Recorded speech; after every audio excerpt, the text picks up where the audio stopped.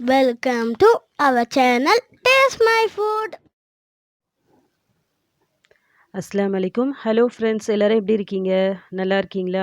இன்றைக்கி நம்ம சேனலில் ஈவினிங் டீ கூட வச்சு சாப்பிட்ற மாதிரி செம டேஸ்ட்டான ஒரு ஸ்நாக்ஸ் ரெசிபி தான் பார்க்க போகிறோம். முட்டையை வச்சு ஒரு டிஃப்ரெண்ட்டான ஒரு ரெசிபி பார்க்க போகிறோம். இது செய்யறதுக்கும் ரொம்ப ஈஸி. இதில் நம்ம யூஸ் பண்ணுற பொருளாம் வந்து ரொம்ப கம்மியான பொருள் தான். குயிக்காக நம்ம ரெடி பண்ணிடலாம். சேம் டைம் டேஸ்ட்டு வந்து ரொம்பவே சூப்பராக இருக்கும். ஓகே, இப்போ நம்ம ப்ரிப்பரேஷனை ஸ்டார்ட் பண்ணிடலாம். இந்த ரெசிபிக்காக நான் ஒரு 2 முட்டை நல்லா வேக வச்சு எடுத்து வச்சுருக்கேன். ஒரு சின்ன வெங்காயம் இது மாதிரி சின்ன சின்ன பீஸாக கட் பண்ணி வச்சுருக்கேன். கொஞ்சமாக கொத்தமல்லி, ஒரு சின்ன கேரட்டு துருவி எடுத்து வச்சுருக்கேன். இதோட பொருள்லாம் பொறுத்த வரைக்கும் இவ்வளோ தான் போகணும்னு இல்லை. நீங்கள் எந்த அளவுக்கு செய்கிறீங்களோ அதுக்கேற்ற மாதிரி இன்க்ரீஸ் பண்ணிக்கோங்க. இப்போ நம்ம முட்டை வேக வச்சிருந்தோம்ல, அத ஃபஸ்ட்டு இந்த மாரி ஒரு துருவுறத எடுத்து நல்லா துருவி எடுத்துக்கங்க. அந்த துருவத பொறுத்தவரைக்கும் நல்லா சின்ன சின்ன ஹோலா இருக்கும் பார்த்தீங்களா, அதில துருவி எடுத்துக்கங்க. நல்லா மெலிசா இருந்தா நல்லாயிருக்கும். ஸோ சின்ன சின்னதா இந்த மாரி நல்லா துருவி எடுத்து வச்சுக்கிங்க. இதோட தேவையான பொருட்கள் சொன்னா இவ்வளோ தான். ரொம்ப கம்மியான பொருள்ல ஒரு டேஸ்ட்டான ஒரு ரெசிபிய நம்ம சீக்கிரமாவே ரெடி பண்ணிடலாம்.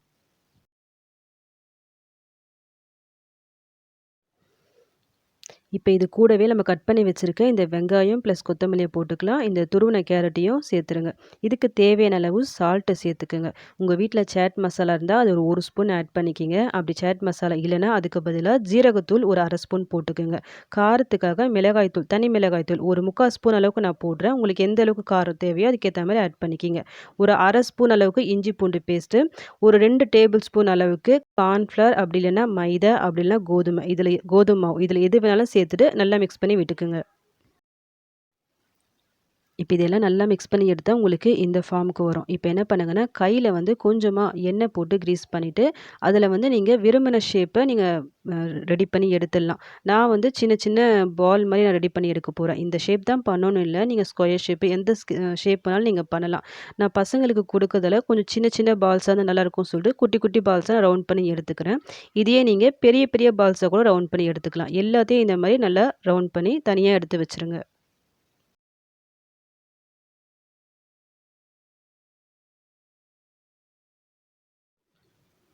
இப்போ ரெடி பண்ணி வச்ச இந்த பால்ஸ வந்து நம்ம டிப் பண்ணி எடுக்கிறதுக்காக ஒரு மிக்ஸ்சர் ரெடி பண்ணோம். இதுக்காக நான் இந்த பவுல்ல ஒரு டேபிள் ஸ்பூன் மைதா, 1 டேபிள் ஸ்பூன் கார்ன்ஃப்ளவர், கொஞ்சமா சால்ட்டு, கொஞ்சம் தனி மிளகாய் தூள் போட்டு, தண்ணி போட்டு இந்த மாரி எந்த லம்ப்ஸும் இல்லாம தனியா மிக்ஸ் பண்ணி எடுத்து வச்சுக்கிறேன்.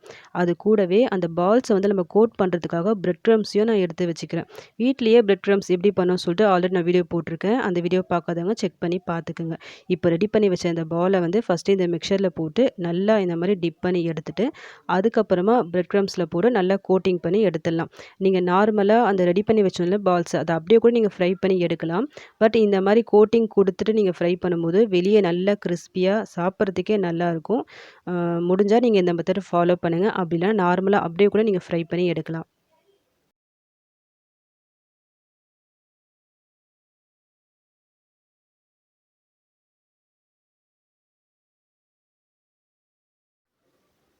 இந்த மாதிரி கோட்டிங் கொடுத்துட்டு ஒரு 10 நிமிஷம் ஃப்ரீசரில் வச்சுட்டு அதுக்கப்புறமா ஃப்ரை பண்ணுங்கள். அப்போ நல்லா செட் ஆகிட்டு உங்களுக்கு நல்லா வரும். தேவைப்பட்டால் நீங்கள் உடனே எடுத்து ஃப்ரை பண்ணலாம். அப்படி இல்லைனா நீங்கள் ஜிப்லா கவரில் போட்டு ஃப்ரீசரில் ஸ்டோர் பண்ணி வச்சுக்கலாம். தேவைப்படும் போது எடுத்து ஃப்ரை பண்ணிக்கலாம். ஒரு 10 நிமிஷம் கழிச்சுட்டு நான் ஃப்ரீசர்லேருந்து எடுத்துட்டேன் இந்த பால்ஸ் எல்லாம். இப்போ இந்த பேனில் வந்து நான் எண்ணெய் ஊற்றிட்டேன். எண்ணெய் வந்து நல்லா சூடாக இருக்குது. இப்போ இந்த ரெடி பண்ண இந்த பால்ஸ் வந்து எல்லாம் ஒன் பை ஒன்னாக போட்டுக்கலாம். ஃப்ளேமை பொறுத்த வரைக்கும் லோ டு மீடியம் ஃப்ளேமில் வச்சு ஃப்ரை பண்ணிடுங்க. ஹை ஃப்ளேமில் வச்சிடாதீங்க. அப்புறம் வெளியே வந்து சீக்கிரமாக உங்களுக்கு கலர் சேஞ்ச் ஆகிடும். ஸோ லோ டு மீடியம் ஃப்ளேமில் வச்சு ஃப்ரை பண்ணிக்கிங்க. இது வரைக்கும் நம்ம சேனலை சப்ஸ்கிரைப் பண்ணாதவங்க ப்ளீஸ் சப்ஸ்கிரைப் பண்ணிக்கிங்க. அப்படி நீங்கள் சப்ஸ்கிரைப் பண்ணும்போது பக்கத்திலே பெல் ஐக்கான் இருக்கும். அதை கிளிக் பண்ணி ஆல் சொல்லிட்டு ஒரு ஆப்ஷன் வரும்.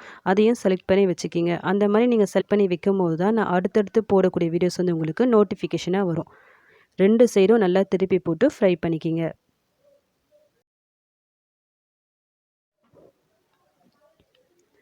இந்த மாதிரி ஒரு ஸ்பூனால் இந்த பால்ஸை வந்து எல்லாத்தையும் நல்லா திருப்பி போட்டு ஃப்ரை பண்ணிக்கிங்க. இந்த மாதிரி ரோல் பண்ணி விட்டே இருங்க. அப்படி நீங்கள் செய்யும் போது அந்த பால்ஸோட எல்லா சைடும் ஈவனாக ஃப்ரை ஆகி பார்க்கறதுக்கே உங்களுக்கு நல்லாயிருக்கும். அவ்வளோதான். இப்போ நம்மளுக்கு நல்ல கிறிஸ்பியான எக் பால்ஸ் ரெடி ஆயிடுச்சு. இப்போ நம்ம இதை எண்ணெயிலேருந்து வெளியே எடுத்துட்டு தனியாக போட்டுடலாம். உங்களுக்கு பார்க்கும்போதே தெரியும் இது எந்த அளவுக்கு நல்லா கிறிஸ்பியாக வந்திருக்குன்ட்டு. எல்லா பால்ஸையும் ஃப்ரை பண்ணி எடுத்தாச்சு. அவ்வளோதான். இப்போ நம்ம இத சூடா சர்வ் பண்ண வேண்டியது தான். நீங்க நினைக்கலாம், இதில முட்டை வந்து நம்ம பாயில் பண்ணி போட்டிருக்கோமே, அந்த ஸ்மெல் வராதா சொல்லிட்டு. சுத்தமா உங்களுக்கு அந்த ஸ்மெல் வரவே வராது. நீங்க பயப்படவே வேணாம்.